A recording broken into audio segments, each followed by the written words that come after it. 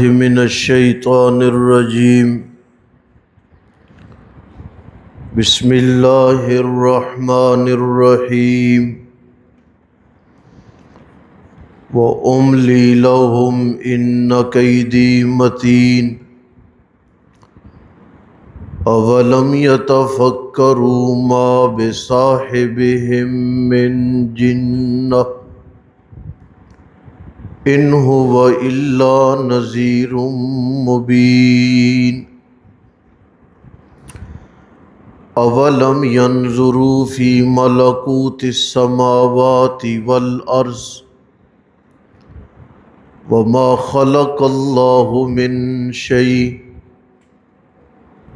وَأَنْ عَسَىٰ أَن يَكُونَ قَدِ اقْتَرَبَ أَجَلُهُمْ فَبِأَيِّ حَدِيثٍ بَعْدَهُ يُؤْمِنُونَ مَن يُضْلِلِ اللَّهُ فَلَا هَادِيَ لَهُ وَيَذَرُهُمْ فِي طُغْيَانِهِمْ يَعْمَهُونَ وَأُمْلِي لَهُمْ اور میں مہلت دیتا ہوں انہیں اِنَّ کَیدی متین بے شک میری تدبیر مضبوط ہے، میری تدبیر مضبوط ہے۔ اولم یتفکروا کیا نہیں غور و فکر کیا انہوں نے ما بصاحبہم نہیں ہے ساتھی ان کا من جنہ مجنون دیوانہ ان ہوا الا نہیں ہے وہ مگر نذیر مبین ڈرانے والا آگاہ کرنے والا کھلے طور پر۔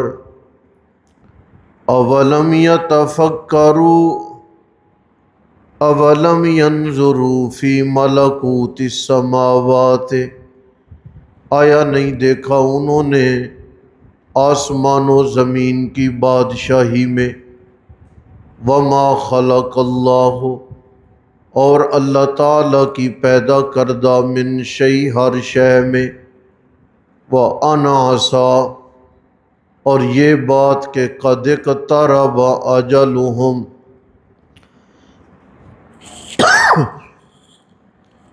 قریب آ چکی اجلہم مدت ان کی موت کی، فَبِأَيِّ حدیثٍ پس کون سی بات پر بعدہ اس کے بعد وہ یؤمنون وہ ایمان لائیں گے۔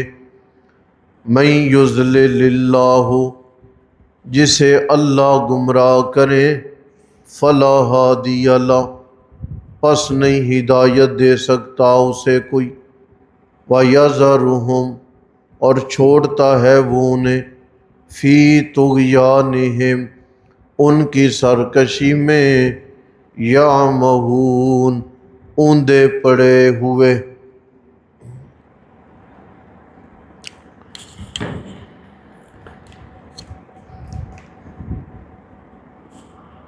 گزشتہ آیات کے ساتھ اس کا تعلق ہے کہ میں اللہ ڈھیل دیتا ہوں۔ ہم جب کسی کو ڈھیل دیتے ہیں نا تو اگلا طاقتور ہو جاتا ہے۔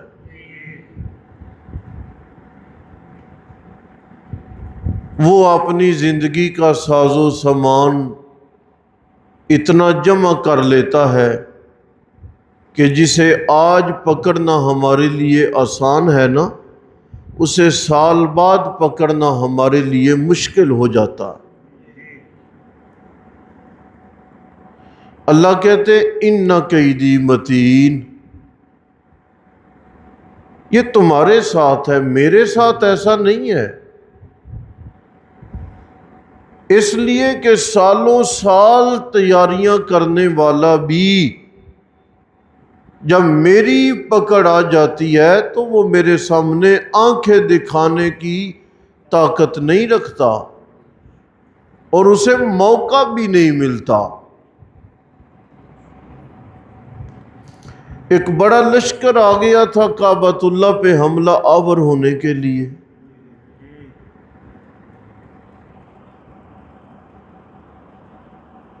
جناب عبد المطلب رسول اللہ کے دادا جان تھے،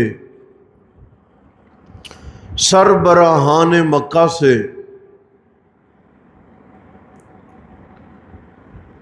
ابرہ نام کے بندے نے مکہ مکرمہ سے باہر کھلی وادیوں میں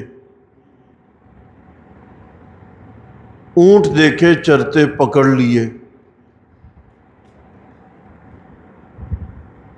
حضور کے دادا جان کو پتہ چلا، گئے، یہ میرے اونٹ ہیں، تو نے قبضہ کیے ہوئے ہیں، مجھے واپس کر دو۔ ابرہ کہنے لگا آپ مکہ کے سرداروں میں اور سربراہوں میں ہیں، مجھے امید تھی کہ آپ کعبۃ اللہ کی بات چیت کرنے کے لیے آئیں گے، اور آپ میں کہ آپ کو اونٹوں کی فکر پڑی ہے، آپ تو مکہ کی سرداری کے قابل نہیں ہیں۔ فرمایا ٹھہر جا، اونٹ میرے ہیں، کعبہ اس کا ہے، میں اپنی چیز کی فکر کر رہا ہوں، وہ اپنی چیز کی فکر کرتا، اونٹ دے نا میرے، جا جا کے کر لے حملہ۔ الم تر کیف فعل ربک باصحاب الفیل الم یجعل کیدہم فی تضلیل وارسل علیہم طیرا ابابیل ترمیہم بحجارۃ من سجیل فجعلہم کعصف مأکول۔ کیا حشر بنا کے رکھ دیا ہے ہم نے، نام و نشان مٹ گیا ہے ان کا۔ پرندے، کیا جوڑ ہے ہاتھی کا اور پرندوں کا، لیکن میں اللہ پاک نے ان کا حشر و نشر کر دیا ہے۔ تمہارے سامنے تو ہو سکتا ہے آج کا کمزور کل کا طاقتور بن جائیں، لیکن میں پروردگار عالم کے سامنے کسی کا زور، میرے سامنے کسی کی طاقت، میرے سامنے کسی کا مقابلہ ہے؟ جی ہے مقابلہ؟ بولے پھر۔ یا معشر الجن والانس ان استطعتم ان تنفذوا من اقطار السماوات والارض۔ جنوں انسانوں، تمہیں بڑا ناز ہے اپنی طاقت اور اپنی قوت پہ، بڑا غرور ہے تمہیں اپنی صلاحیتوں پہ، تو یا معشر الجن والانس، جنوں انسانوں، ان استطعتم ان تنفذوا من اقطار السماوات، لگاؤ اپنا زور، اپنی صلاحیتیں اور اپنی قوتیں، اور میں پروردگار عالم کے بنائے نظام سے ذرا باہر نکلو۔ سن رہے ہو؟ میرے بنائے نظام سے ذرا باہر نکلو۔ لا تنفذون الا بسلطان، میرے نظام سے نکلنے کے لیے طاقت چاہیے، الگ نظام چاہیے، اور جو میری طاقت ہے میرے مقابلے میں کسی اور کی طاقت۔